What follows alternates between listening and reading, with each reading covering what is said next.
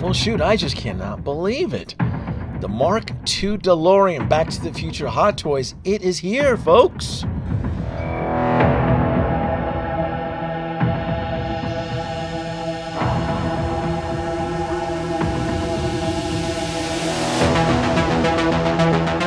Why, hello, folks. DeNobu2 here, and thank you for joining me once again on another visual tour. On this video, we are going to be dissecting, reviewing, unboxing the Mark II DeLorean. I'm going to start off with a little bit of archiving with the box. Because I'm not keeping this box. Nah, I don't have the space. I don't have the room.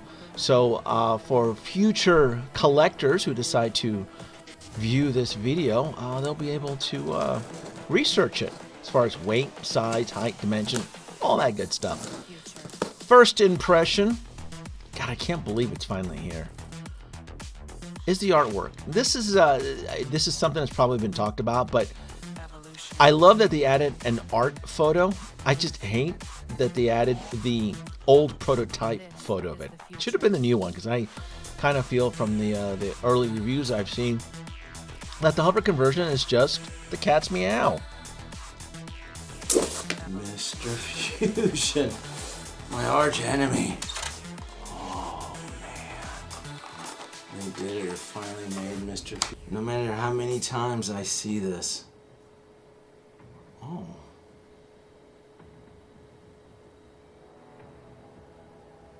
The exhaust. The exhaust vents look different. What? I'm looking to the side of the camera because I have the Mark I, but this is weird. Maybe it's just the angle I'm looking at it, but that's what's jumping off at me so far is the exhaust vents. Let's get this over here.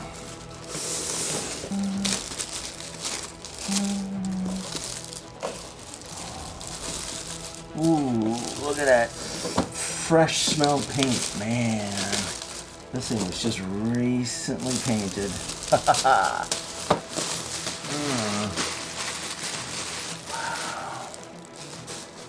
Yeah, I can tell you right now, just removing the plastic, it does roll on a flat surface, but there is quite a bit of friction here.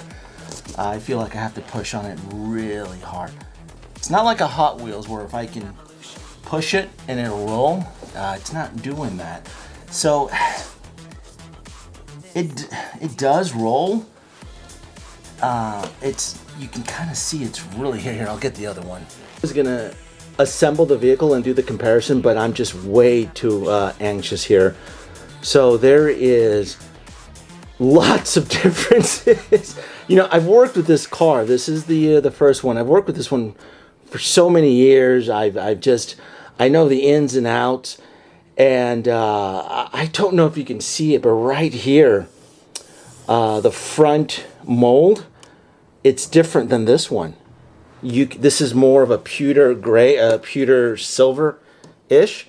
This is more silver tone, more like a gray silver tone. And it's not my imagination. I don't know if the camera's going to be able to pick this up. I feel the Mark I is slightly taller. It's more to the ground, and I'm on the floor here. So let me see if I can show you the resistance test. So you see how the Mark I tend to just push it and it rolls. You see that?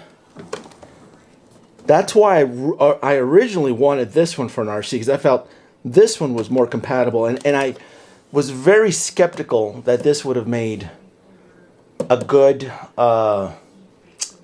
RC model, but I just don't. Like, look how hard, it's, again, the wheels do roll, but this is not meant to roll. In fact, I'm kind of scared, it's gonna break, or I'm adding too much pressure to it. So that's weird. That's really hard. But this one here, the Mark I, oh man, it rolls like a giant Hot Wheels. If you want to sit in the floor and play with this thing, this is really cool. Yeah, this is really rigid. Let me let me get a leveler here. Hold on. Or the way the camera is angled, right? Or just the way I look at it. But I threw the leveler on top, and they are, you can see the bubble right in the center.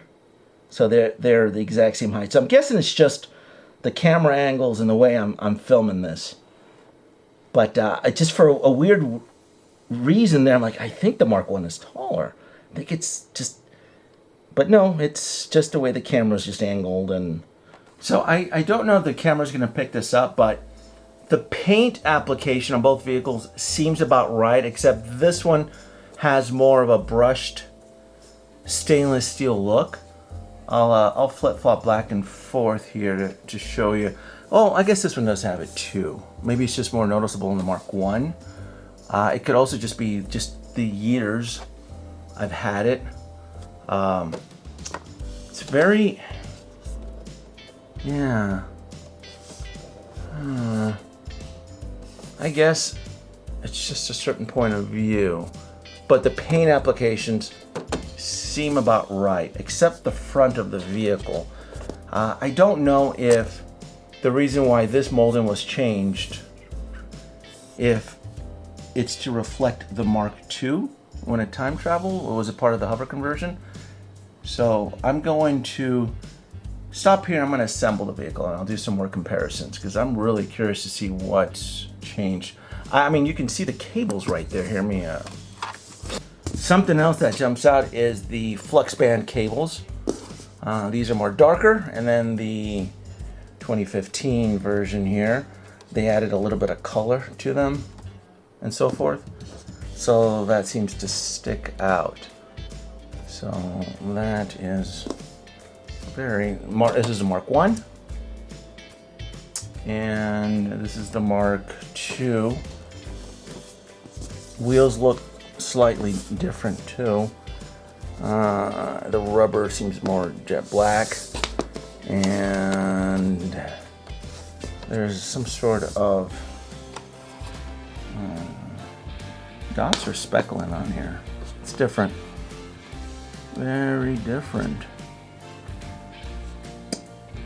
Maybe exhaust from the hover conversion when it's in flight mode, as it's exhausting the ion gases.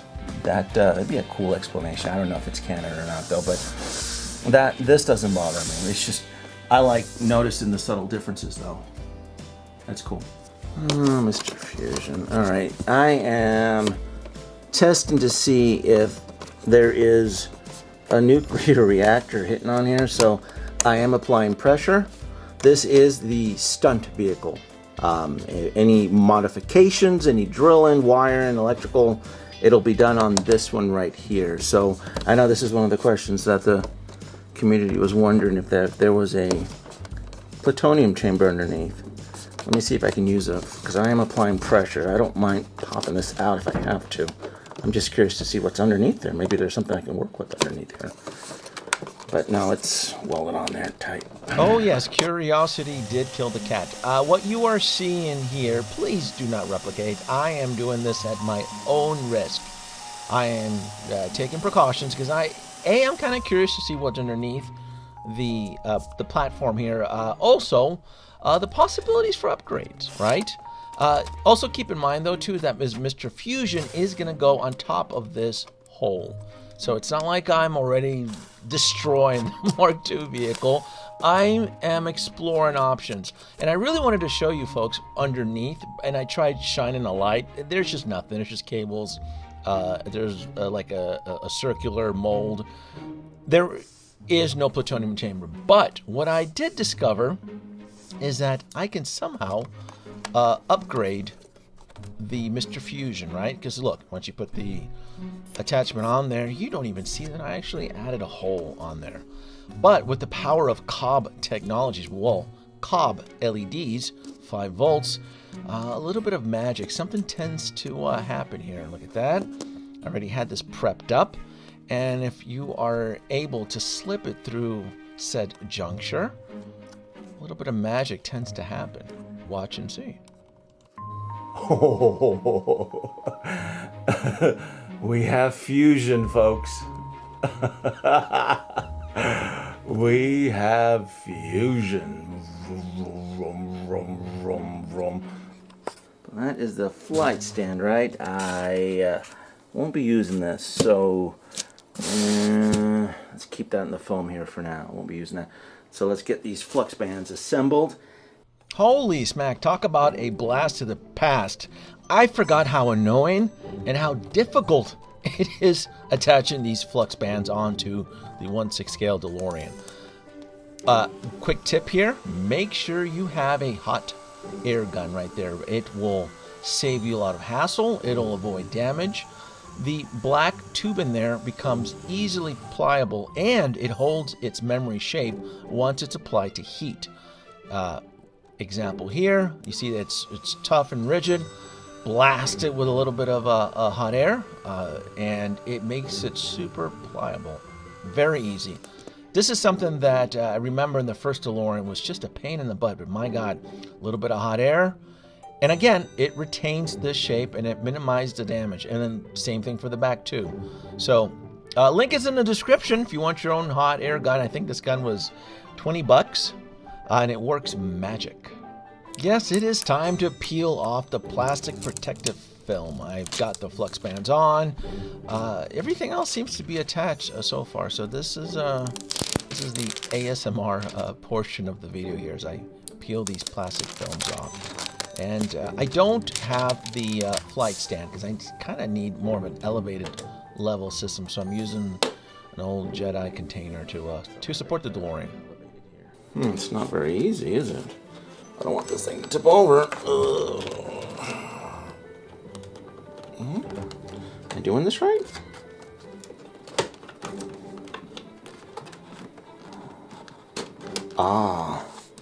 There's some serious tension on there. All the way? Is it? Okay. We gotta tug on that. Make it. You gotta tug on that a couple times to. Oh, I see. Yeah, you gotta tug on that to make it. Ooh. Well, a lot easier for the back wheels.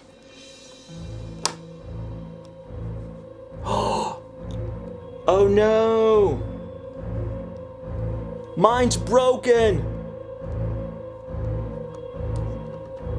Oh no, my hover is broken! No, no, it's broken. My hover conversion is broken. Oh, no, look at this. I'm not making this up. Look at it. It's broken. You can see the thingamajig. Look at that. Oh, this is breaking my heart. Look at this. No, we're not traveling to 2015. No. Oh, that sucks. It's broken. Now I gotta deal with Sideshow for replacement. Look at that mess. Oh, God, that sucks.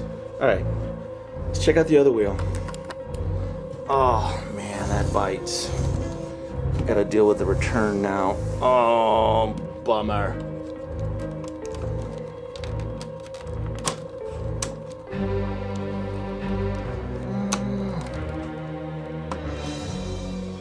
Oh, this one works. This one works. And let's check out the front one. Oh, God, that sucks. I gotta deal with that. This one works. Oh, no! This one's broken, too. Oh, you gotta...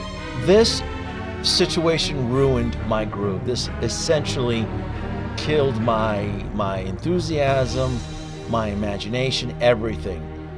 2 axle joints on the hover converted wheels broken. I'm telling you, it's a curse. I have been smited for for pointing out the errors in others, and this is bonkers. This is just, it's sad. It really is. It's sad. I can't believe it. I don't know if I'm the only one. I was not aware that this was a situation. Maybe I'm the first. Maybe this is a U.S. distribution error. I don't know. I've contacted Sideshow. They're working with me now. I had ideas, I had all sorts of plans, but at this point, I'm just really into the review. I'm trying to make the best of it.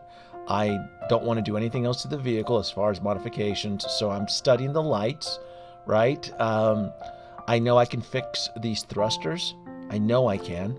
The bleeding from the hover converted wheels on top, that's a hot mess right there. I can definitely fix that, but look at that. This thing isn't going to fly.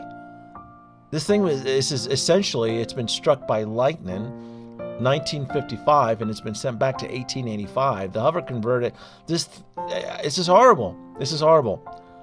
The lighting system is weak. This right here, I'm almost positive I can make this a lot brighter. On the exact same volts, by the way, because this thing runs on 5 volts with the 3 AA batteries. But I can't do anything else. It's just, my heart just sunk when I saw those two wheels, mind you, broken. They did a great job on the time circuits, though. The dashboard, it's all lit up. Everything else about the vehicle is beautiful. It really, really is. Any modifications I would have continued to do on this, it would have been just for self-improvements, but otherwise I think Hot Toys delivered a fantastic product. God, I hope this isn't an ongoing situation with the hover converter, but at this point I don't know. Just comparing it for you folks out there between the Plutonium and the Mr. Fusion, and I'm going to end it, because at this point, all the air has just been let out of the balloon at this point. Like, subscribe, leave your comments below, and once I get this replaced, I'll continue part 2 with the modifications. Thanks for watching.